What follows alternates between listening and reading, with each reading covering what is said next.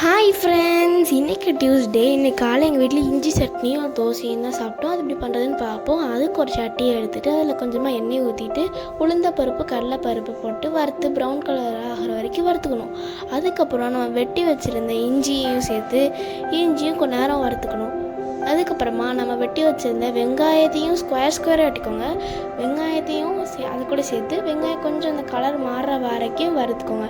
அதுக்கப்புறமா வெட்டி வச்சுருந்த தக்காளியும் அது கூட சேர்த்து கொஞ்ச நேரம் வறுத்துக்கணும். அப்புறமா உங்களுக்கு காரத்துக்கு தேவையான பச்சை மிளகா வரமிளகா சேர்த்து அதை வறுத்துக்கோங்க.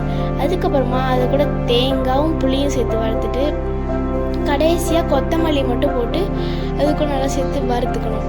அதுக்கப்புறமா அரைச்சி அந்த சட்டியில் அதே சட்டியில் கொஞ்சம் ஊற்றி அரைச்சி அதுக்கப்புறம் அரைச்சதே சேர்த்து வதக்கிட்டு அதுக்கப்புறமா உங்களுக்கு கெட்டியாக இருக்கணும்னு அப்படியே வச்சு வதக்கிக்கலாம். கொஞ்சம் தண்ணியாக இருக்கிறது தான் பிடிக்குன்னு சொன்னால் கொஞ்சமாக தேவையான தண்ணி ஊற்றிட்டு நம்ம கொதிக்க விட்டு எடுத்தால் நம்மளோட இஞ்சி சட்னி ரெடி. இன்றைக்கி தான் இதான் எங்களோட பிரேக்ஃபாஸ்ட். நாளைக்கு என்ன டிஷ் நாளைக்கு பார்ப்போம். இப்போ தோசையோட வச்சு சாப்பிட்டா சூப்பராக இருக்கும். நீங்கள் கண்டிப்பாக ட்ரை பண்ணிட்டு கமெண்ட்டில் எப்படி இருக்குன்னு சொல்லுங்கள். பாய் காய்.